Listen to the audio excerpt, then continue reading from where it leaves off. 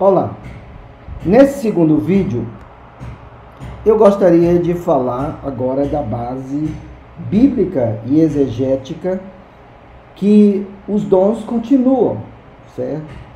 E claro que eu vou usar o Novo Testamento, vou usar a base bíblica do Novo Testamento para demonstrar que os dons espirituais, eles são contínuos, são contínuos. Muito bem, primeiramente, nós vamos ver o texto de Mateus 7:21. Mateus 7:21, que diz assim: Nem todo que me diz Senhor, Senhor, entrará no reino dos céus, mas aquele que faz a vontade do meu Pai que está nos céus. Muitos, naquele dia, hão de dizer-me, Senhor, Senhor, porventura não temos nós profetizado em teu nome, e em teu nome não expelimos demônios, e em teu nome não fizemos muitos milagres? Então lhes direi explicitamente, nunca vos conheci, apartai-vos de mim os que praticais a iniquidade. Minha gente, nesse texto, Jesus está falando aos seus discípulos e para a igreja. Todo o texto, todo o ensinamento de Jesus é para a igreja.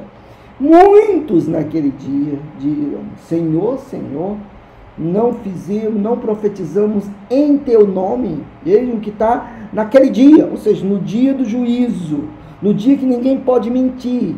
Jesus deixou claro que não era mentira, que realmente era em seu nome.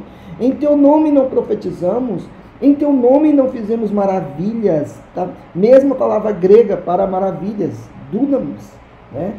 Não fizemos maravilhas, não curamos em teu nome, não expulsamos demônios em teu nome. Isso se refere a dons naquele dia, ou seja, mostra continuidade.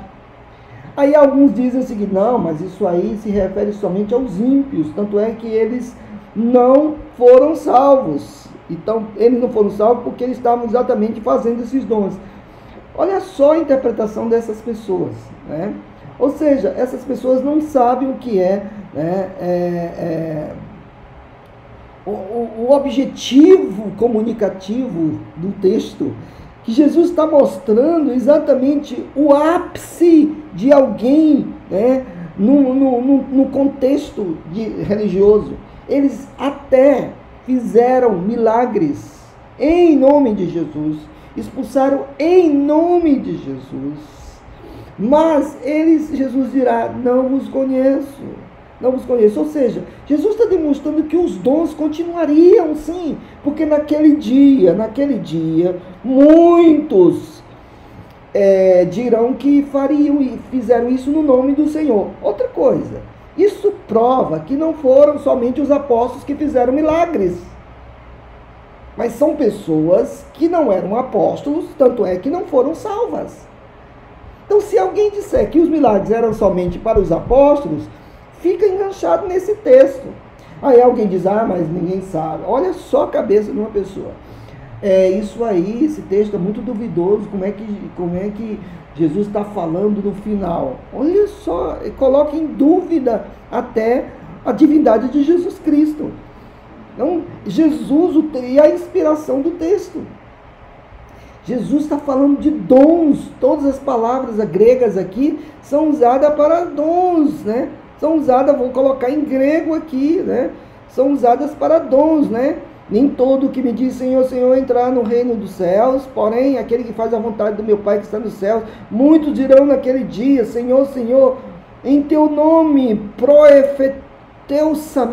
profetizamos, e em teu nome daimonia, exebalome, expulsamos demônios, e no teu nome fizemos muitos milagres, dunamis, que é a palavra grega para milagres. Então, se alguém disser que os dons não continuam, vai ficar preso nesse texto. Vai ter que inventar uma invençãozinha para sair desse texto, e dizer que isso aí era somente para os incrédulos, exatamente porque os incrédulos não faziam isso, por isso que eles foram para o inferno. E aí, Coríntios? quando o apóstolo Paulo fala dos dons espirituais, os mesmos dons que Jesus está falando. Vocês estão vendo como exegeticamente esses sensacionistas são fracos?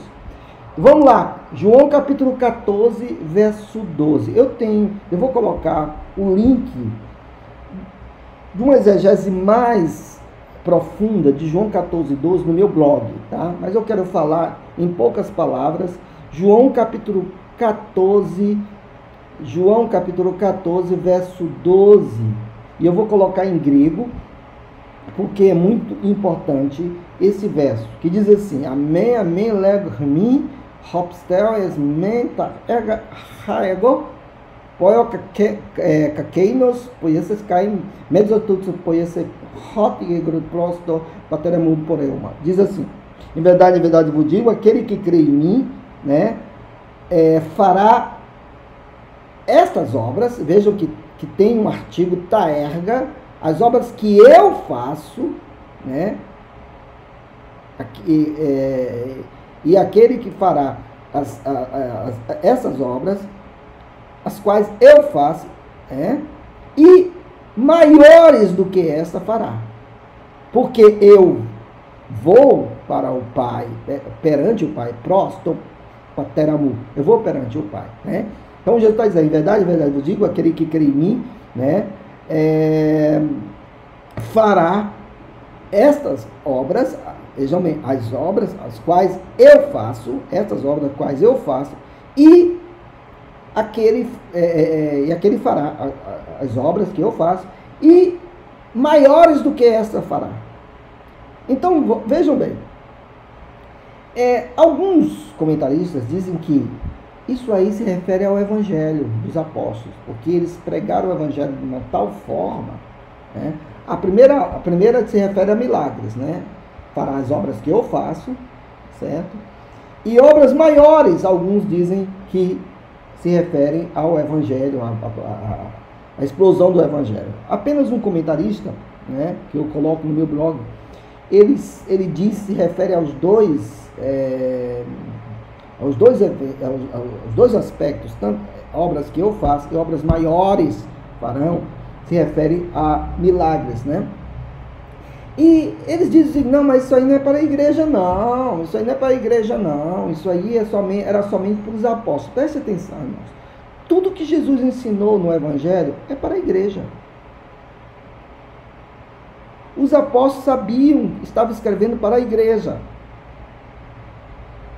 E a objetividade do Espírito Santo é para a igreja, né? Nós podemos ver isso, certo? Mateus 5, 1, 2, por exemplo, no Sermão da Montanha, né? A priori, Jesus estava ensinando aos apóstolos que estavam lá à beira do mar, mas nós sabemos que era para a igreja, no Sermão da Montanha.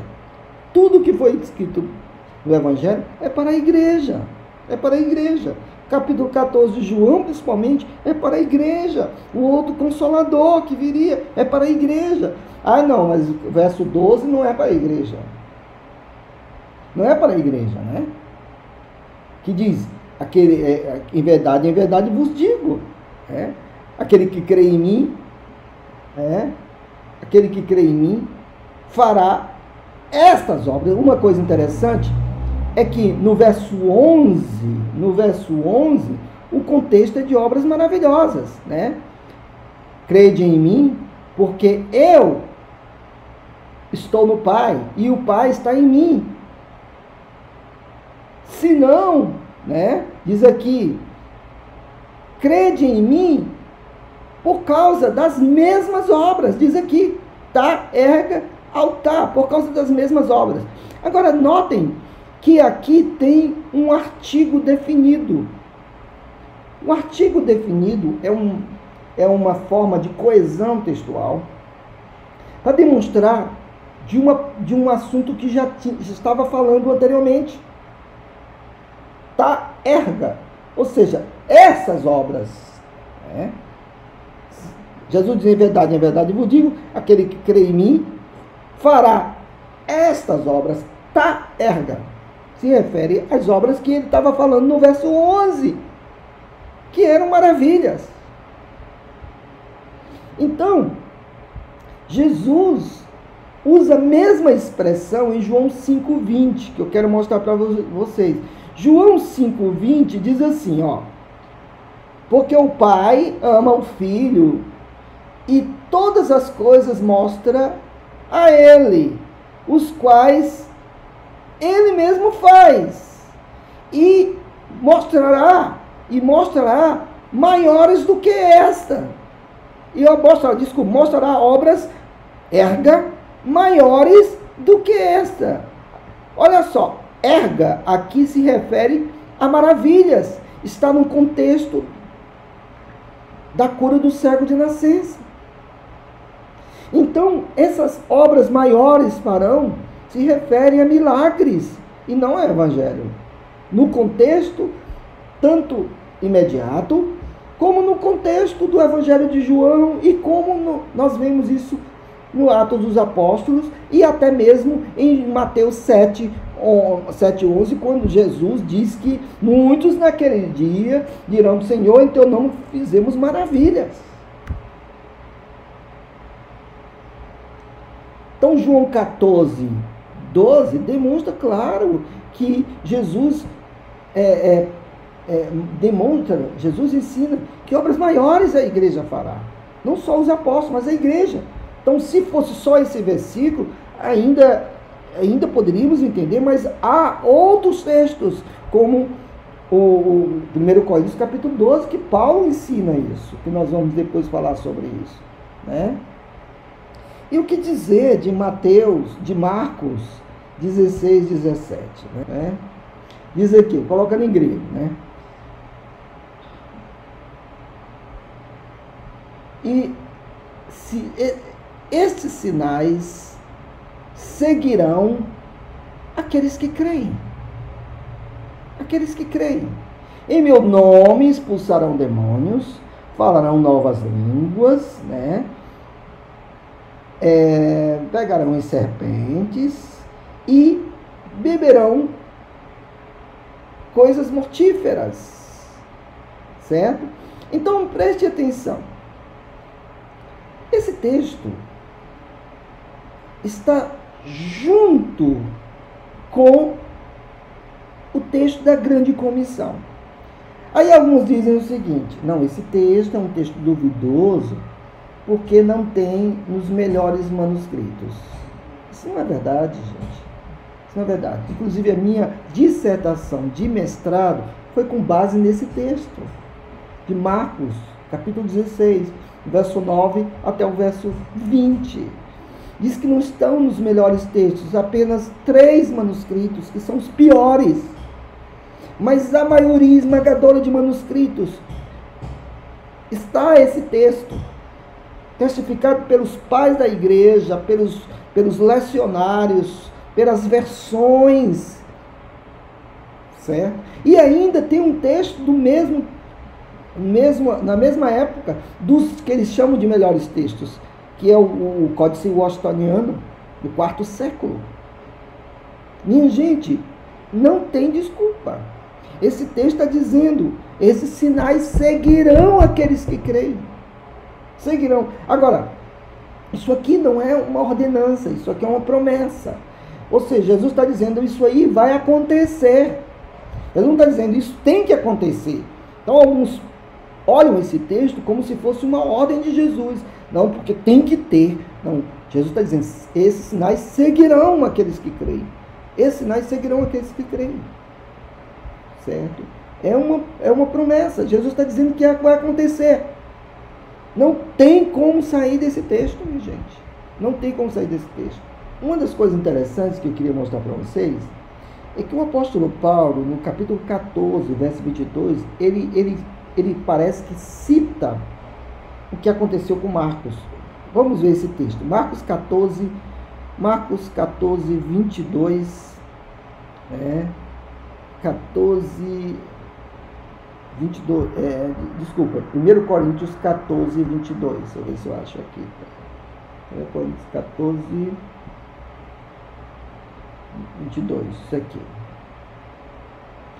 De sorte que as línguas constituem um sinal não para os crentes, mas para os incrédulos.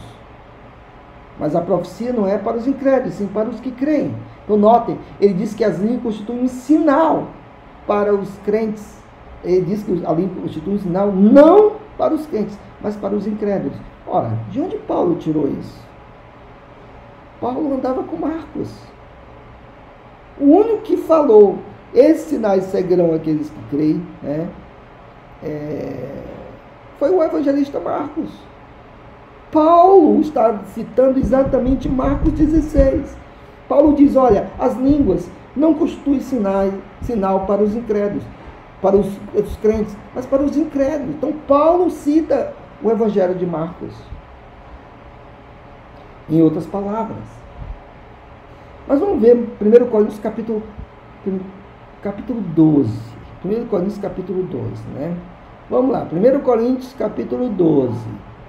O que diz aqui? Ó? O apóstolo Paulo diz assim: a respeito dos dons espirituais, não quero, irmãos, que sejais ignorantes. Sabeis que outrora, quando eres gentil, deixados conduzir aos ídolos do mundo, segundo eres guiados. Né? Por isso vos faço compreender que ninguém que fala pelo Espírito de Deus afirma nada não é Jesus. Então notem bem, o apóstolo Paulo está escrevendo a palavra de Deus, minha gente. Ele diz, não quero que vocês sejam ignorantes com respeito aos dons espirituais, porque eles estavam na igreja de Corinto uma verdadeira bagunça. Então Paulo disse, olha, agora eu vou explicar para vocês como vocês devem usar os dons espirituais. Eu não quero que vocês sejam ignorantes. Aí Paulo começa a dizer, olha, os dons são diversos, mas o Espírito é o mesmo, e também a diversidade no serviço, mas o Senhor é o mesmo, e a diversidade nas realizações é o mesmo. Deus é quem opera tudo em todos. A manifestação do Espírito é concedida a cada um visando um fim proveitoso, porque a um é dada mediante o Espírito a palavra da sabedoria, a outro segundo o mesmo Espírito a palavra do conhecimento, a outro no mesmo Espírito a fé, e a outro no mesmo Espírito dons de curar, a outro operações de milagre, a outro profecia, a outro segmento de espíritos, a um variedade de línguas, e a outro capacidade para interpretar, mas um só, e o mesmo Espírito realiza todas essas coisas, distribuindo-as como lhe apraz a cada um individualmente. Notem, os verbos e particípios estão no presente, minha gente. É como se fosse uma continuidade. O Espírito está distribuindo como lhe apraz. Paulo diz aqui, ele que realiza, está realizando todas estas coisas. E é palavra de Deus. É palavra de Deus. Olhem só o que Paulo fala em 1 Coríntios capítulo 14. 1 Coríntios capítulo 14, verso 37, que diz assim, ó, se alguém se considera profeta espiritual, reconheça ser mandamento do Senhor o que eu vos escrevo. O que eu vos escrevo. Aquele que é espiritual, reconheça que eu escrevo para vocês, é mandamento do Senhor. Ele está falando de 1 Coríntios capítulo 12, capítulo 13, capítulo 14. E alguém diz que isso aí não é para a igreja hoje. Que 1 Coríntios não é para a igreja hoje. 1 Coríntios 12 não é para a igreja. 1 Coríntios 13 sim, porque fala do amor, é para a igreja.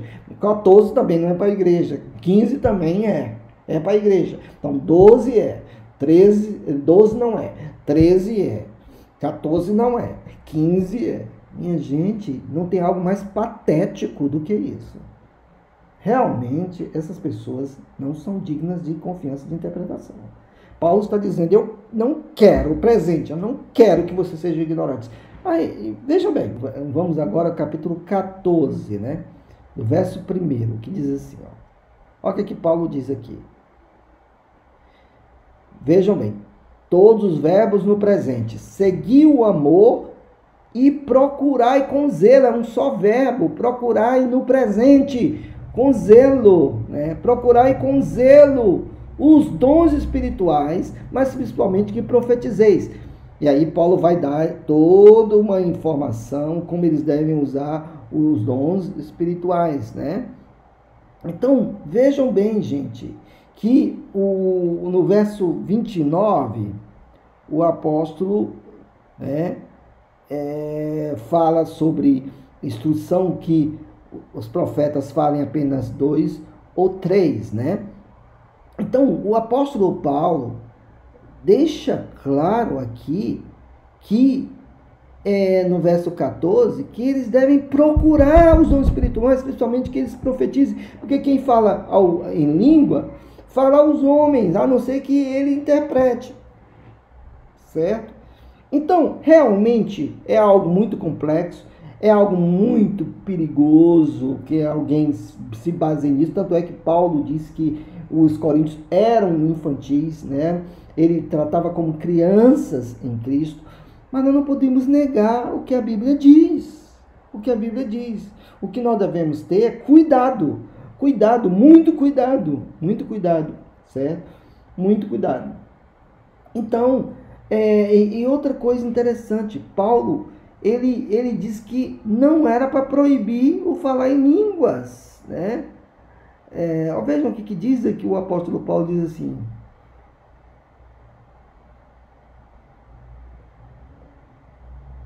diz aqui,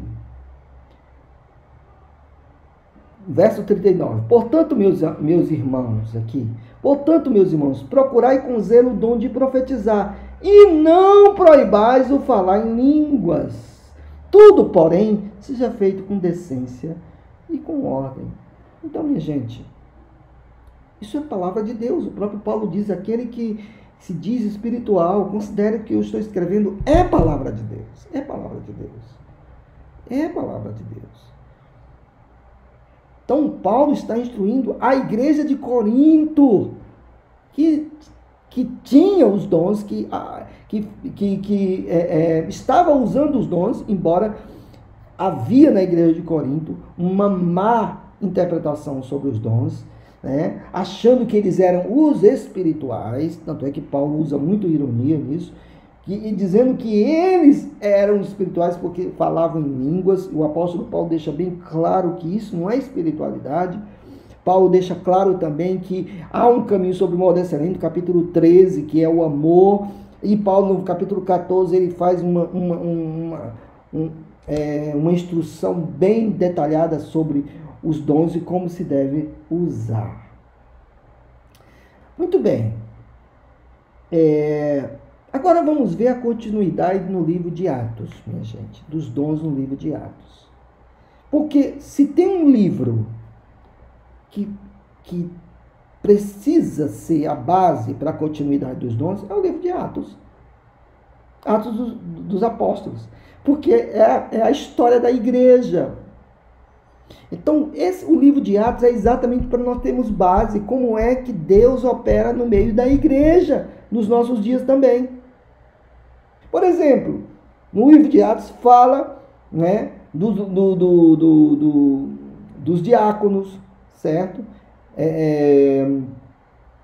O livro de Atos é bem verdade que muitas coisas no livro de Atos precisam ser interpretadas, né? Precisam ser interpretadas. Alguns, eu não quero entrar aqui no Pentecostes, né?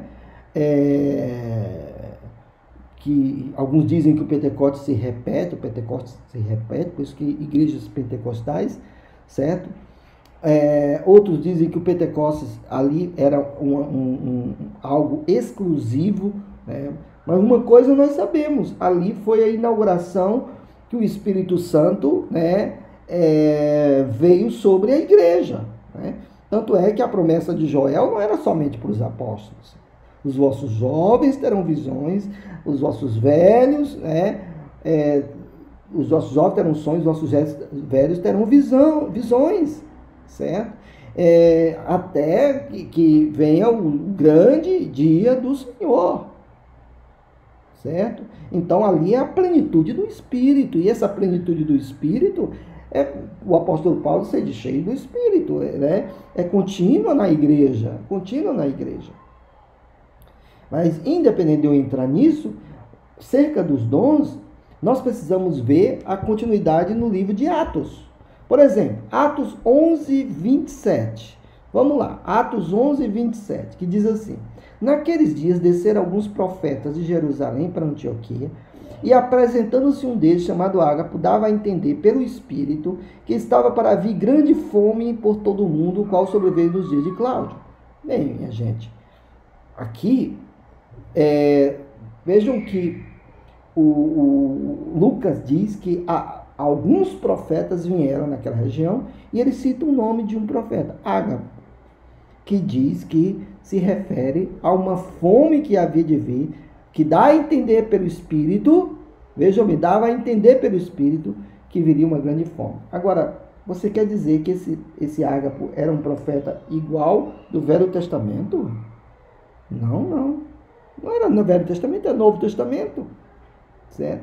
Você quer dizer que esse Ágapo, tudo que ele falava era a palavra de Deus? Também não, porque ele não era apóstolo.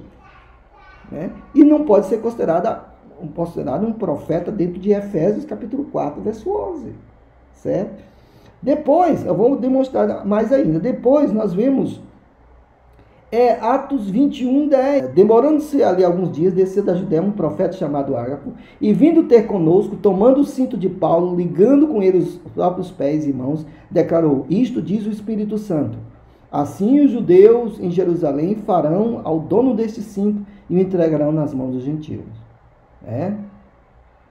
Então notem que esse irmão Ágapo, que era profeta, mas vejam bem, também em Atos dos Apóstolos, fala, nesse mesmo capítulo, diz aqui: no dia seguinte, partimos e fomos para Cesareia, e entrando na casa de Filipe, o evangelista, que era um dos 7, ficamos com ele. Tinha 4 filhos de donzelas, que profetizavam. Demorando-nos ali alguns dias, desceu da Judéia um profeta chamado Ágapo. Preste atenção.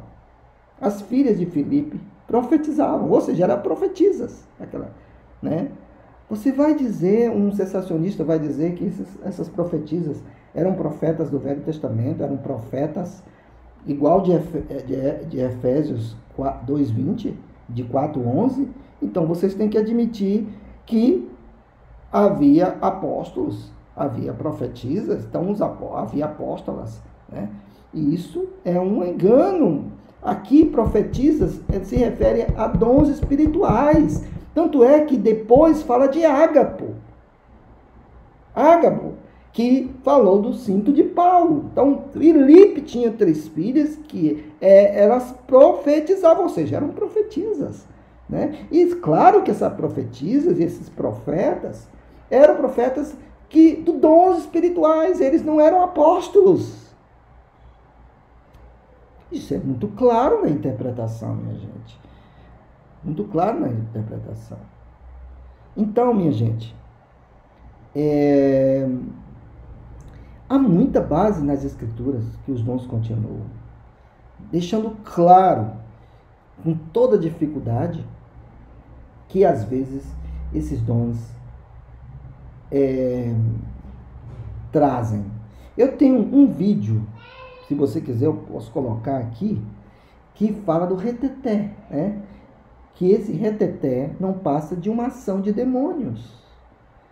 Eu deixo baseado nas Escrituras, que esse reteté inclui ação de demônios. Eu não estou abonando heresias, como eu também estou dizendo que para Satanás agir, não precisa dons espirituais, sobrenaturais. Satanás está falando através da boca de muita gente, de muitos falsos obreiros. E é isso que o apóstolo João, na sua primeira epístola, exorta-nos, sobre isso. Portanto, eu quero ficar por aqui e dizendo que os dons continuam sim. Tá?